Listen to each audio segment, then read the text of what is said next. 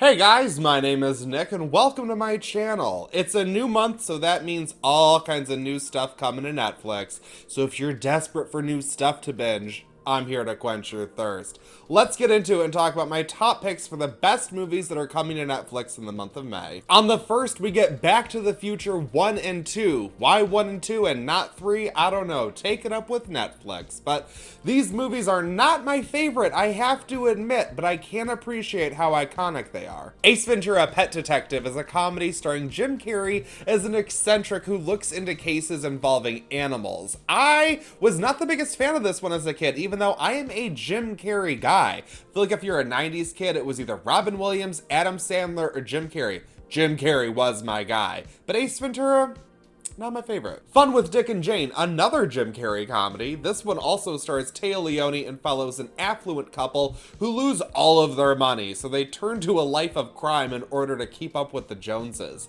I remember not really caring for this one way back in the day when I rented it from Blockbuster, but I'm seeing that it was actually written by Judd Apatow and Nicholas Stoller, so I might have to give this a rewatch. I Am Divine is a documentary that follows the life and career of independent film star and drag queen Divine, who made a name for herself in many John Waters films. And I know a lot of documentaries can feel very procedural and kind of boring and stuff, but this one has some pizzazz, so I definitely recommend looking into it because this tells the story of a person that doesn't really get to have their story told very often. Both Willy Wonka and the Chocolate Factory and Charlie and the Chocolate Factory will be arriving on Netflix on the same exact day, so whether you like the creepy 70s version or the pointless Tim Burton version, these movies are both perfect for scarring children. Den of Thieves is a Gerard Butler movie about a bunch of cops clashing with a bunch of thieves, and apparently everyone says this is just a ripoff of Heat, so if you like Heat, there you go. The Curious Case of Benjamin Button is a wonderful drama directed by David Fincher that stars Brad Pitt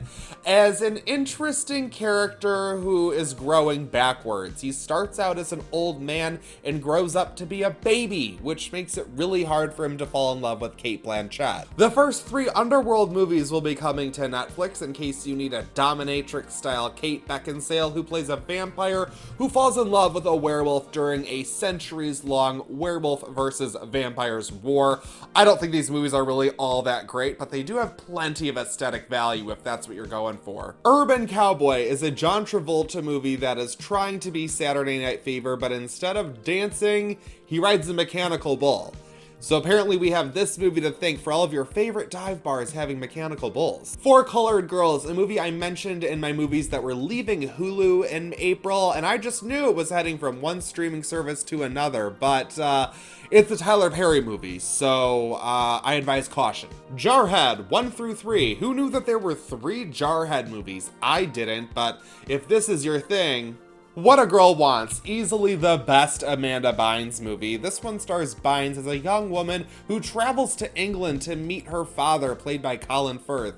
Naturally, hijinks ensue. Sinister, one of the scariest movies of all time as far as I'm concerned. I love this movie. In it, Ethan Hawke plays a true crime novelist who moves his family into a house where a horrific crime was committed so that he can write a book about it. But he discovers a box full of film reels in the attic that document plenty of other horrific crimes that open up a mystery that he's got to put together, but it is so sinister. Mark your calendars for May 4th because Arctic Dogs is gonna be on Netflix. I'm sure that'll be an instant classic. Fittingly enough, on the 4th, we get the 4th season of Workin' Moms, which I'm looking forward to. Let me know if you want me to cover it. On the 8th, we get The House at the End of the Street, the worst Jennifer Lawrence movie that there is. Even if you just love Jennifer Lawrence, no.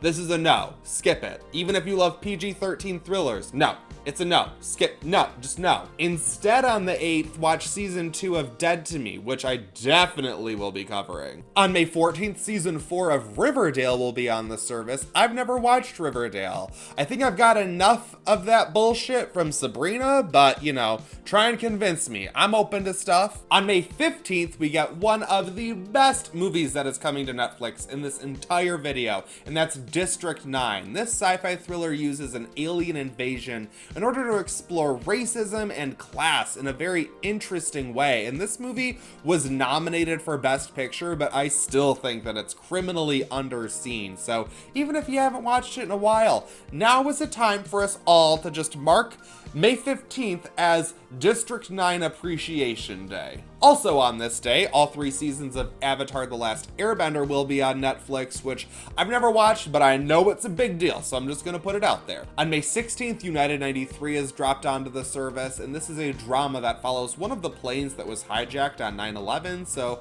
it is very depressing, but I did just see that this movie was nominated for Best Directing for Paul Greengrass, so if if you're looking for an excuse to watch it, there's that. Public Enemies is a gangster movie where Johnny Depp robs stuff. On May 17th, we get Soul Surfer, the true story of Bethany Hamilton, a woman who lost an arm during a shark attack while surfing, but she still gets out there and just keeps on surfing. You go, Soul Surfer! On May 19th, we get Trumbo. This excellent drama stars Bryan Cranston as Hollywood screenwriter Dalton Trumbo, who in the late 1940s is blacklisted by Hollywood. But while being blacklisted, he uses a pseudonym in order to still write some screenplays and manages to win 2 Academy Awards, which just exposes the hypocrisy in the system.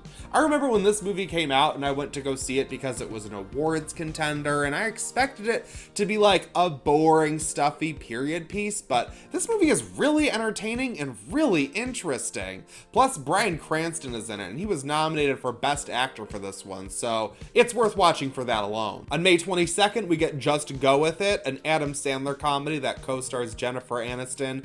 I haven't seen it, and I usually say, don't knock it till you try it, but I'm gonna knock it. Also, on the 22nd, we get The Lovebirds, a crime comedy starring Kumail Nanjiani and Issa Rae that was supposed to be in theaters right now, but now it's gonna be on Netflix. Thanks, Corona! I don't know if this should have us more worried or excited for it, but I'm definitely looking forward to it. On May 25th, we get one of my favorite movies from last year, and that is Uncut Gems, the frenetic crime thriller from the Safdie brothers that stars Adam Sandler in a role that I think is, actually watchable. I can't recommend this to everyone because I know it is very anxiety-inducing, but I love it. On the 27th, we get The Lincoln Lawyer, a movie where Matthew McConaughey plays The Lincoln Lawyer. And lastly, on May 29th, Netflix will be premiering Space Force.